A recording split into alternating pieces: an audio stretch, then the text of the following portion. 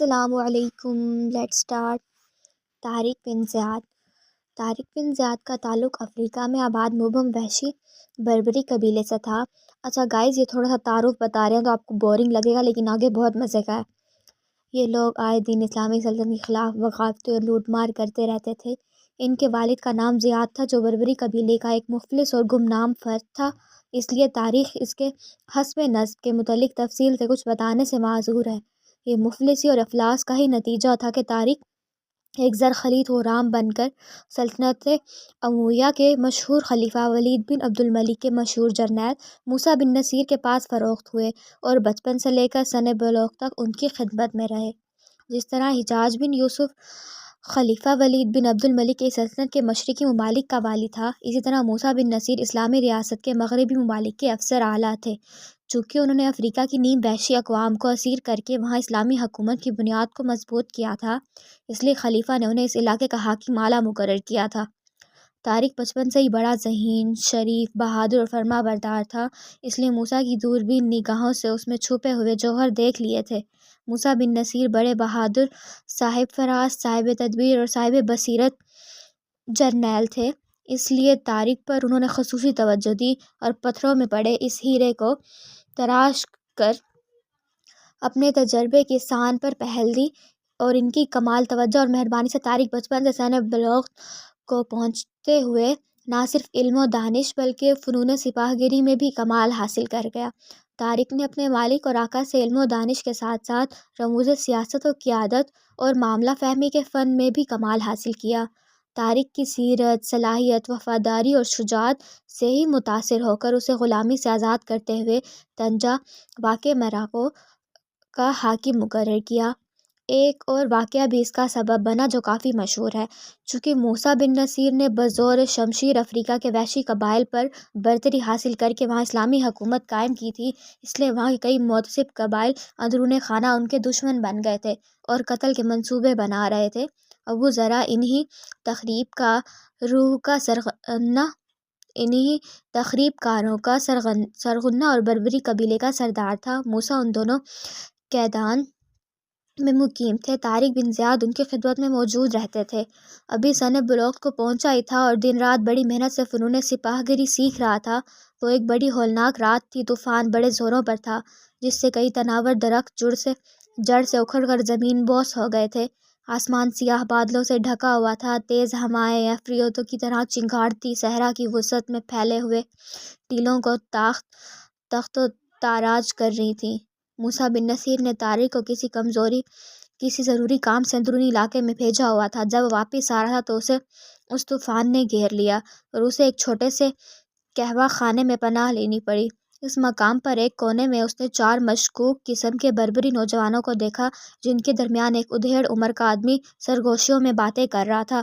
یہ نوجوان مسلح تھے اور ان کے ارادے نیک معلوم نہ ہوتے تھے۔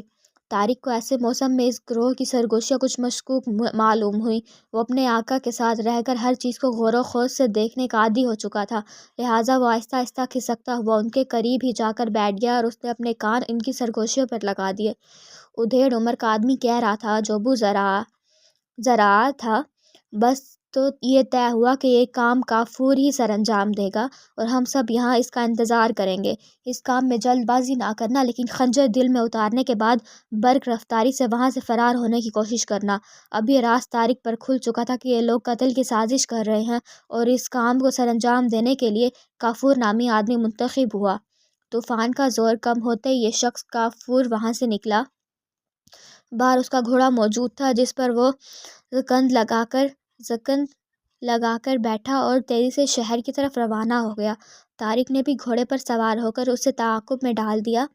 جوں جوں اس کا آقا کا گھر قریب آتا جا رہا تھا، طارق کے دل کی دھڑکن تیز ہوتی جا رہی تھی، اس لیے کہ اس موذی کا رخ اسی سمت تھا۔ بالآخر کافور نے موسیٰ کے گھر سے تھوڑے فاصلے پر اپنے گھوڑے کو ایک درخت سے باندھ دیا اور خود اسی سمت روانہ ہوا۔ اب طارق سمجھ گیا دال میں ضرور کچھ کالا ہے، لہٰذا وہ چکر کاٹ کر دوسرے راستے حویلی میں داخل ہو گیا۔ اس نے دیکھا موسیٰ بن نصیر سلطنت کے متعلق خط و کتابت میں مصروف ہے۔ طارق دبے پاؤں جا کر ان کی مخصوص خوابگاہ میں داخل ہوا۔ اس نے بالکونی سے جھانک کر دیکھا، کافور بالکونی کے قریب کھڑے ہوئے کھجور کے درخت پر چڑھ رہا تھا جو ایک اندھیرے کونے میں موجود تھا۔ طارق سمجھ گیا کہ یہ نامراد اس کے آقا کی خوابگاہ میں قتل کے ارادے سے آ رہا ہے۔ حق نمک ادا کرنے کا وقت آ پہنچا تھا۔ طارق نے جلدی شمع بجھا دی اور جلدی سے اپنے آقا کی مسری پر لیٹ گیا اور ایک ریشمی چادر سے منہ چھپا لیا۔ موسیٰ تھکے ہارے اپنے خوابگاہ میں داخل ہوئے اور مسری پر کسی کو موجود پا کر برہم ہو کر آگے بڑھے۔ پھر جوں ہی انہوں نے بجھی ہوئی شمع روشن کی، ایک دم زمین نے ان کے قدم پکڑ لیے۔ مسری پر پڑے شخص کے سینے میں دستے تک خنجر پیوست تھا۔ انہوں نے جلدی سے آگے بڑھ کر چادر ہٹائی تو دنگ رہ گئے، یہ تو کوئی سیاہ فام افریقی تھا۔ موسیٰ نے پریشانی سے چاروں طرف دیکھا اور پھر خراٹوں کی آواز سن کر مسری کے نیچے جھانکا جہاں سے یہ آواز آ رہی تھی، اور کوئی اس کے نیچے آرام سے سو رہا تھا۔ موسیٰ نے اسے باہر گھسیٹ لیا اور پھر حیرت سے اسے جھنجھوڑ ڈالا۔ یہ ان کا غلام طارق بن زیاد تھا۔ اس کے جاگتے ہی موسیٰ نے اس سے اس صورتحال کے متعلق دریافت کیا تو طارق نے سارا ماجرا کہہ سنایا۔ اس نے کافور نامی شخص کو جو اس کے آقا کو قتل کرنے آیا تھا ختم کر دیا تھا۔ طارق کی نشاندہی پر فوراً سازشی لوگ کو گرفتار کر لیا گیا، لیکن اس کا سرغنہ ابو ذرا فرار ہونے میں کامیاب ہو گیا۔ البتہ بقایا ساتھیوں کو قتل کر لیا گیا۔ اس واقعے سے متاثر ہو کر موسیٰ بن نصیر نے طارق بن زیاد کو آزاد کر کے اسے طنجہ کا حاکم مقرر کر دیا۔ گائز، آپ میں سے کس کس کو فائٹنگ بہت پسند ہے؟ موسیٰ بن نصیر اور طارق بن زیاد نے ظلمت کدہ یورپ میں شمع توحید روشن کی اور اندلس کے معمولی سے شمالی حصے کو چھوڑ کر تمام ملک فتح کیا۔ گو کہ موسیٰ بن نصیر خود بھی فتح اندلس میں شریک تھے، لیکن پھر بھی اس فتح کا سہرا طارق بن زیاد ہی کے سر ہے، کیونکہ موسیٰ بن نصیر زیادہ تر افریقی مقبوضات میں کارہائے نمایاں دکھاتے رہے۔ سبطہ کا چاند، یہ غور سے سنیے گا، مزے کا ہے، کمنٹس میں ضرور بتائیے گا کیسا لگا۔ حاکم سبطہ کاؤنٹ جولین کی بیٹی فلورنڈا حسن و جمال میں اپنا ثانی نہیں رکھتی تھی۔ سارے ملک میں اس کے حسن کے چرچے تھے اور وہ ہر نوجوان کے دل کی دھڑکن بن چکی تھی۔ لوگ اسے ایک نظر دیکھنے کے لیے بے قرار رہتے تھے اور اسے سبطہ کا چاند کہہ کر پکارتے تھے۔ فلورنڈا آج بے پناہ خوش تھی، اس لیے کہ دوسری بار والی افریقہ موسیٰ بن نصیر اور اس کے نائب طارق بن زیاد نے سبطہ پر حملہ کر کے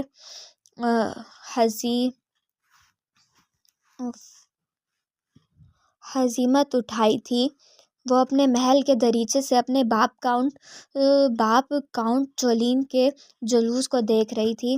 یہ میں نے تھوڑا کلوز کیا ہوا ہے تو اس کے اوپر وہ سائن آ رہا ہے اسکرین ریکارڈنگ کا، اس لیے مجھے صحیح نظر نہیں آ رہا، سوری۔ جو بڑی شان و شوکت سے اپنی فوج کے درمیان اپنی سنہری رتھ پر سوار فتح یاب لوٹ رہا تھا۔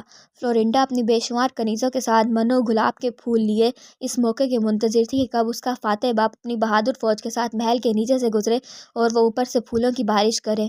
اسے اپنے بہادر باپ پر فخر تھا جس نے دوسری بار اسلامی فوج کو شکست دی تھی۔ اس نے منت مان رکھی تھی کہ فتح کے بعد وہ دریا پار کے پرانے گرجے میں مریم ماں کے سر پر سونے کا تاج پہنائے گی۔ اسے اتنا ماں پر اعتقاد تھا کہ اس نے پہلے ہی سے سونے کا تاج تیار کروا لیا تھا جس میں ہیرے جڑے ہوئے تھے۔ ویسے بھی وہ کڑ مذہب پرست واقع ہوئی۔ جوں ہی فوجی جلوس بینڈ پر فتح کی دھن بجاتا محل کے نیچے سے گزرا، اس نے اور اس کی کنیزوں نے فاتحین پر پھولوں کی بارش شروع کر دی۔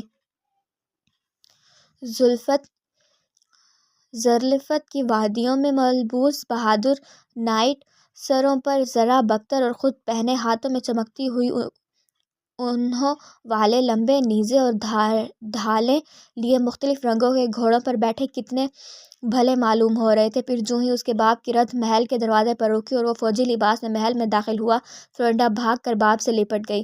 باپ نے بھی محبت سے اس کی پیشانی پر بوسہ دیا اور سنگِ موسیٰ کے فرش پر اپنے بھاری جوتوں سے آواز پیدا کرتا ہوا اپنی ملکہ کے کمرے کی طرف چلا گیا۔ آسمان پر سیاہ بادل چھائے ہوئے تھے، کہیں کہیں بجلی بھی وقفے وقفے سے چمک رہی تھی، تیز ہوائیں چل رہی تھیں، موسم کے آثار کسی آنے والے طوفان کا پتہ دے رہے تھے۔ شاہی محل کی سیڑھیوں کو چومتا ہوا دریا آج ساکت نے انہیں اضطرابی کیفیت میں مبتلا تھا اور اس کی موجیں تحت نگاہ سانپوں کی طرح بل کھاتی اور مچھلیوں کی طرح اچھلتی دکھائی دے رہی تھیں۔ سنگ مرمر کی سیڑھیوں کے پاس کھڑا سجا ہوا شاہی بیڑا لہروں کے تھپیڑوں سے جھول رہا تھا، جس پر 50 کے قریب سیاہ فام حبشی ملا اپنی پتواریں سنبھالے حکم کے منتظر بیٹھے تھے۔ اسی بیڑے پر شہزادی فلورینڈا اپنی منت اتارنے کے لیے دریا پار پرانے کلیسیا میں جانے والی تھی۔ جو ہی فلورینڈا سفید لباس اور پھولوں کا گہنا پہنے آسمانی حور کی طرح محل کی سیڑھیوں سے اتر کر نیچے آئی، اس نے اپنے باپ اور ماں کے پاس فادر پیٹر کو بھی دیکھا، جو شہر کے کلیسیا کے بڑے پادری تھے۔ کاؤنٹ جولین نے بیٹی کو دیکھ کر تشویش سے کہا، فلورینڈا، کیا یہ مناسب نہیں کہ تم منت اتارنے آج کی بجائے کل چلی جاؤ؟ رات کے اس وقت اس طوفانی موسم میں دریا پار کر کے جانا خطرناک بھی ہو سکتا ہے۔ فلورینڈا نے محبت سے باپ کی طرف دیکھ کر جواب دیا، نہیں ڈیڈ، میں ماں مریم کی ناراضگی مول نہیں لے سکتی۔ آپ بھول رہے ہیں، ہم نے ماں مریم کی ہی دعاؤں سے مسلمانوں کو دوبارہ شکست دی ہے۔ اول تو موسم اتنا زیادہ خراب نہیں، اگر واقعی طوفان آ بھی گیا تو ماں مریم میری خود حفاظت کریں گی۔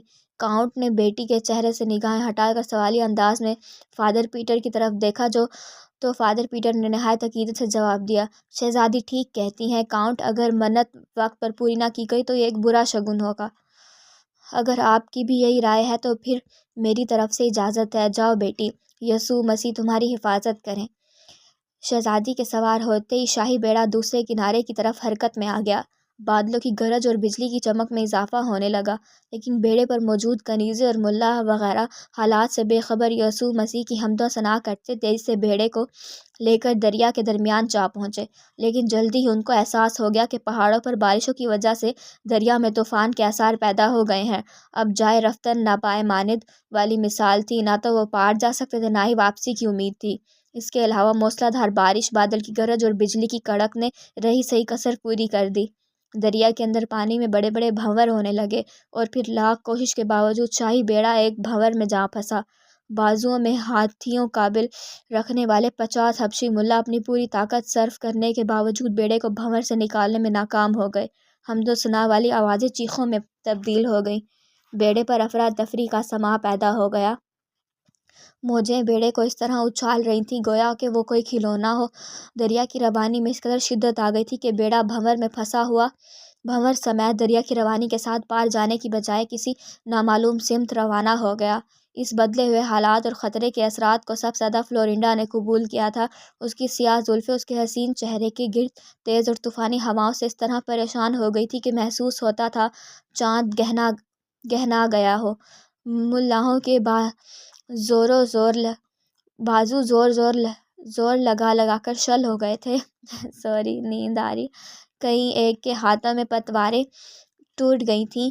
بیڑا بھنور میں کسی لٹو کی طرح گھومتا ہوا بھنور کے اندر دریا کی روانی کے ساتھ چلا جا رہا تھا۔ موجوں کا شور، بادل کی چمک، بجلی کی کڑک کے ساتھ ساتھ بیڑے میں موجود کنیزوں کی چیخیں سنائی دے رہی تھیں اور ہچکولوں سے ایک دوسرے کے اوپر گری پڑی تھیں۔ طوفان اور بھنور کے باوجود کسی حد تک فلورینڈا کو یقین تھا کہ ماں مریم خود ان کی حفاظت کریں گی۔ زندہ رہنے کی امید قائم تھی، لیکن پھر جلد ہی شور اٹھا۔ فلورینڈا نے بھاگ کر کیبن کی کھڑکی سے دیکھا۔ بھنور بیڑے کو چٹانوں کے درمیان لے گیا تھا، جہاں شاید مگر مچھوں کا مسکن تھا، اور مگر مچھوں نے چاروں طرف سے بیڑے پر حملہ کر کے کئی ملاحوں کو اپنی خوراک بنا لیا تھا۔ جان بچانے کے لیے ملا بھی پتواریاں پھینک کر اندر کی طرف بھاگ لیے تھے۔ پھر ایک دھماکہ ہوا۔ فلورینڈا ایک دل خراش چیخ کے ساتھ کیبن کی چھت سے ٹکرا کر زمین پر گری اور سر پھٹ جانے کی وجہ سے بے ہوش ہو گئی۔ پھر چیخیں ہی چیخیں، دھماکے ہی دھماکے۔ بیڑا چٹانوں سے ٹکرا کر ٹوٹ رہا تھا۔ کئی ملاحوں نے جان بچانے کے لیے دریا میں چھلانگیں لگا دیں، لیکن وہاں موت مگر مچھوں کے روپ میں منہ کھولے موجود تھی۔ اور پھر ایک دھماکے کے ساتھ بیڑا ایک چٹان سے ٹکرایا اور الٹ گیا۔